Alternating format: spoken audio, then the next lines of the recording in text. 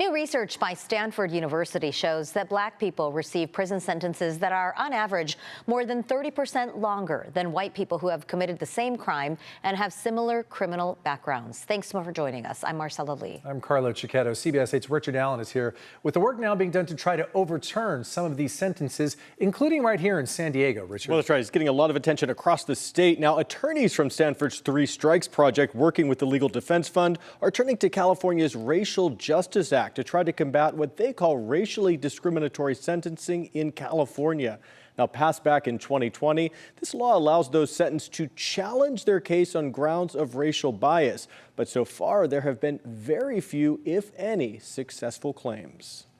No more. It's time to end racial discrimination in sentencing in California. And new data analyzed by Stanford University's Three Strikes Project and the NAACP's Legal Defense Fund showed that inequity in sentencing is prevalent statewide. The sad truth is that California, like so many other states in our country, people of color are serving significantly longer sentences than white people. And while the data show that this disparity exists among all non-white groups, it's especially stark when it comes to African Americans, showing that in California, Black people receive prison sentences that are on average more than 30% longer than white people who have committed the same crime and who have the same criminal background. Not only do people of color receive longer sentences on average for some of these typical crimes, but also they receive more sentences under California's Three Strikes law, which imposes the most severe punishment, life in prison. According to Michael Romano of Stanford's Three Strikes Project, here in San Diego, there are 3 times as many Black people serving 3 strikes life sentences as white people for low-level robberies. And on average, Black people get sentences that are almost 30% longer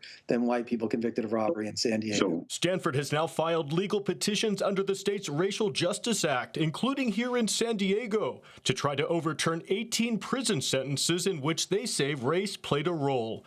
Romano says the cases they've selected were low-level, non-violent crimes. Our clients have committed their crimes. They are not the most upstanding citizens, I will say that, but they shouldn't be serving longer sentences because of their color of their skin. At the end of the day, people should not be behind bars. They certainly shouldn't be arrested, but absolutely should not be behind bars for a longer period of time based on their race. And these disparities in the criminal justice system also exist before sentencing as well. Now, data previously obtained by CBS 8 also showed that in the city of San Diego, Black people account for 26% of all arrests, despite making up less than 6% of the overall population. Some really telling numbers. Getting back to these legal petitions that have now been filed to overturn these sentences, how long could it take before these cases are heard? Well, yeah, that's a very good question. So there are 18 petitions filed in 8 different jurisdictions throughout the state, including here in San Diego County. Now, the attorneys say that it could take years for these cases, depending on where they're filed, to work their way through the system. They're also anticipating the possibility of having to appeal some of these decisions. They say, though, they are ready to take this all the way to the state Supreme Court. And that's one component of this. You hope that the people making the decisions, handing down the sentences, think long and hard about what this data says and reflect upon if it's something's impacting them that they're not aware of. Exactly. All right, Thanks, Richard.